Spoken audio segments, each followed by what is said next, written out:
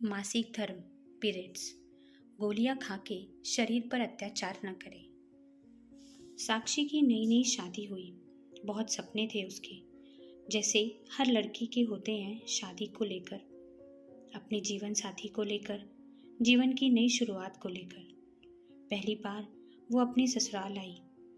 साक्षी एक पढ़ी लिखी, खूबसूरत, आज के ख्यालों वाली लड़की थी। दोनों की जोड़ी ऐसी कि किसी की नज़र न लगे। वो गुड़गांव में एक आईटी कंपनी में ऊंची पोस्ट पर था। साक्षी के सास ससुर भी पहले सरकारी नौकरी में कार्यरत थे, पर अब रिटायर हो चुके थे। देवर भी बढ़िया सी नौकरी कर रहा था।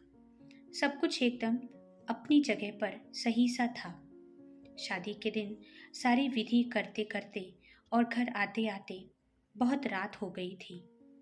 आते आते ही साक्षी की सास ने एक छोटी सी घर में पूजा विधि कर ली। साक्षी की बहन राधा ने सास को बहुत समझाने की कोशिश की कि सब बहुत थक गए हैं और बाकी की विधि दूसरे दिन कर लेंगे, पर वो सुनने के लिए तैयार ही नहीं थी। दूसरे दिन घर की बाकी रस्में निभाई गई। 2-3 दिन बाद साक्षी से रसोई की पूजा करवाई गई और उसने पहले रसोई में हलवा बनाया जो सबको बहुत पसंद आया। ससुर जी ने अपनी बहू को शगुन के तौर पर 1100 रुपये दिए और खूब आशीर्वाद देकर कहा कि ऐसे ही इस घर की अन्नपूर्णा बनना। सास ने साक्षी को कमरे में बुलाया और कहा कि परसों मैंने तुम दोनों के वैवाहिक जीवन, सुख शांति, नवग्रह शांति आदि के लिए पूजा रखी है। सुबह अंधेरे ही उठ जाना, बाल धो के अच्छे से नई कोरी साड़ी पहन लेना। साक्षी सब कुछ बड़े ही गौर करके सुन रही थी। अचानक सास ने पूछा, अच्छा तुम्हारी तारीख कब की है मासिक धर्म की? कहीं ऐसा न हो कि मैं इतनी तैयारी करूं और तुम सब पर पानी फेर दो। साक्षी को ये सब सुनकर थोड़ा अजीब लगा, पर ज्यादा ध्यान नहीं दिया। वो बोली, नहीं माँ जी, अभी 5-6 दिन है तारीख को, कोई गड़बड़ नहीं होगी। हाँ, पर शादी की दौड़ भाग में कुछ कह नहीं सकती। सास बोली, तो एक काम कर ले, गोलियां खा लेना ताकि पूजा में कोई विघ्न न आए। साक्षी सर हिलाकर अपने कमरे में चली गई। पूजा विधि सब ठीक से हो गई। सब रिश्तेदार अपने अपने घर लौट गए। सुमित की भी छुट्टियां खत्म होने वाली थी। वो कमरे में आई और सुमित ने जोर से साक्षी को अपनी तरफ खींचकर अपनी बाहों में ले लिया। वो उसके करीब आने की कोशिश कर रहा था। उतने में साक्षी बोली, सुमित मुझे तुमसे कुछ बात करनी है। पर सुमित कहाँ सुनने को तैयार। साक्षी ने कहा, सुमित प्लीज, बात जरूरी है आज माँ जी। उतना सुनते ही सुमित साक्षी की तरफ देखकर बोला, क्या हुआ, क्या कहा माँ ने? साक्षी बोली, माँ जी ने कहा है कि अभी घर में मंगलमय वातावरण है, इसीलिए अभी ऐसा कुछ भी मत करना। चाहो तो मैं खुद बाद में टिकट निकाल कर दूंगी, तब खूब घूम लेना मन भर के। सुमित, तुम्हें नहीं लगता ये सब थोड़ा अजीब है? उतने पर सुमित ने कहा, साक्षी, माँ थोड़े से पुराने विचारों की हैं। वो बाहर से जितनी कड़क स्वभाव की दिखाई पड़ती हैं, अंदर से उतनी नरम है। तुम कभी भी उन्हें किसी चीज़ के लिए मना मत करना, क्योंकि ये छोटी छोटी चीज़ें दिल में घर कर जाती हैं और आगे कितना कुछ भी कर लो फिर भी दिमाग से जाती नहीं। मैंने माँ को कभी किसी बात के लिए मना नहीं किया और ये सिर्फ 4-5 महीने की ही बात है। एक बार फ्लैट का बचा काम पूरा हो गया, फिर तुम मेरे साथ ही रहोगी। फिर तुम्हें जैसा रहना है वैसे रहना, मेरी तरफ से कोई बंधन नहीं रहेगा। उसे सुमित की सारी बातें समझ आ गई और उसकी मम्मी ने भी यही समझाया था कि शुरुआत के कुछ दिन ससुराल वाले बोले वैसे ही करना, चाहे तुम्हारी इच्छा हो या न हो। अगर तुम्हें सभी के दिलों में अपनी जगह बनानी है तो वो जैसा बोले वैसा करना। 5-6 दिन बाद सुमित चला गया। सब कुछ एकदम बढ़िया चल रहा था। तभी साक्षी को मासिक धर्म पीरियड्स आ जाते हैं। अब तो उसकी सास उससे बात तो करना दूर, उसकी तरफ देखने तक को तैयार नहीं थी। स्टोर रूम में उसे रहने के लिए कहा और वहीं उसका खाना पीना सब कुछ। जैसे तैसे साक्षी ने 4-5 दिन निकाले और आगे से पीरियड्स आने पर मम्मी के यहाँ जाना ठीक होगा, ये साक्षी ने कहा तो सासू माँ बोली कि हाँ सही भी है, घर भी अपवित्र नहीं होगा और मुझे बार बार छुआछूत के कारण साफ सफाई भी करनी नहीं पड़ेगी। लोग कहते हैं ये सब भगवान को चलता नहीं, फिर फूल कैसे चल जाते हैं भगवान को? फूल आने के बाद ही तो एक पेड़ को फल आते हैं।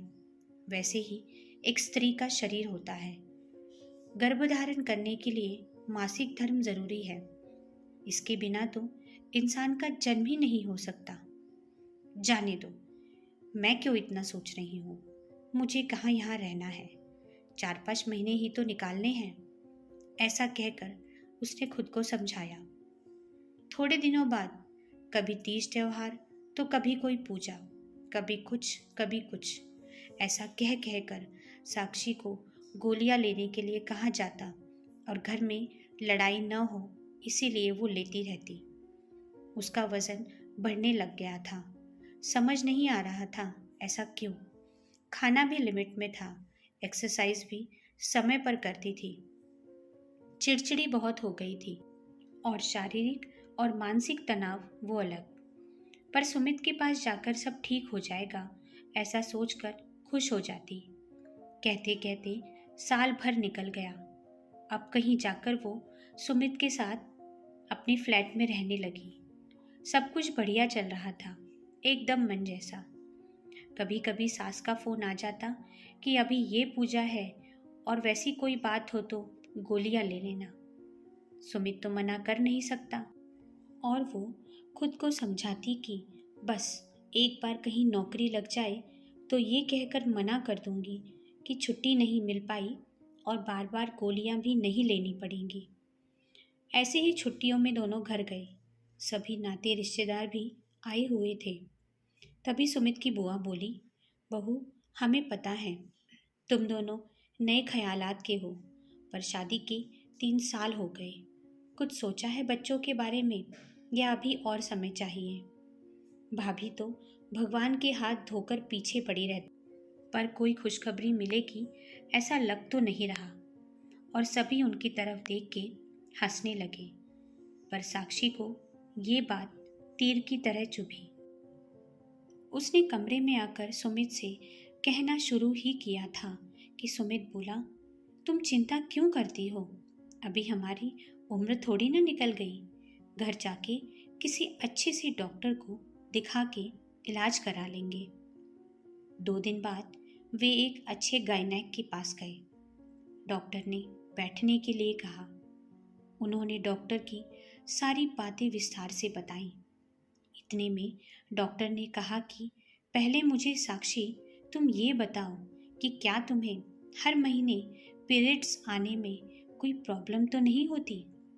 साक्षी ने बताया कि उसे ज़रूरत पड़ने पर पीरियड्स आगे होने के लिए गोलियां लेनी पड़ती हैं। डॉक्टर गुस्से में बोली, क्या फ़ायदा तुम्हारा पढ़ा लिखा होने का? तुम आजकल की लड़कियां अगर सरदर्द की भी गोली लेती हो तो पहले उसके साइड इफ़ेक्ट्स के बारे में पता करती हो।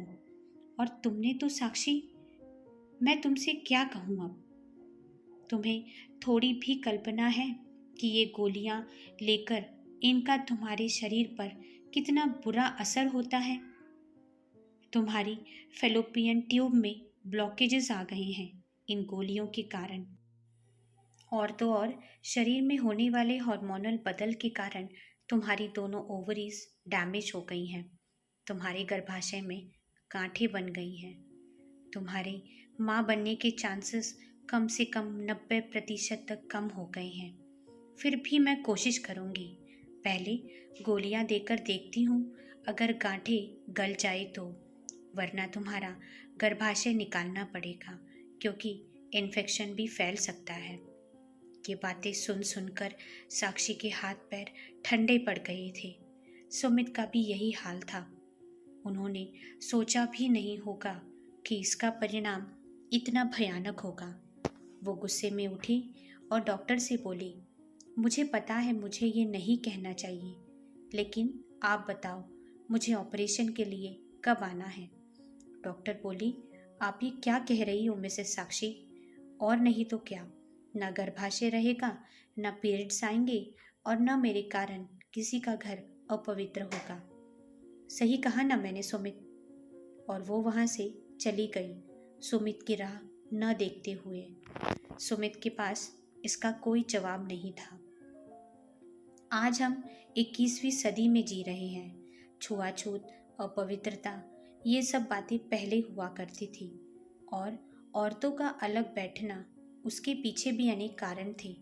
पर सिर्फ घर अपवित्र हो जाएगा या पूजा विधि रह जाएगी, इसके लिए पीरियड्स न आने के लिए गोलियां लेना, ये अपने शरीर पर एक प्रकार से अत्याचार ही है। और इन गोलियों का दुष्परिणाम भी बहुत भयावह है। जो गलती साक्षी ने की वो आप न करें, बस यही गुजारिश है और यही कहानी के माध्यम से आप तक पहुंचाना था। कहानी कैसी लगी कमेंट बॉक्स में कमेंट करके ज़रूर बताना और चैनल को लाइक और सब्सक्राइब ज़रूर करना। धन्यवाद।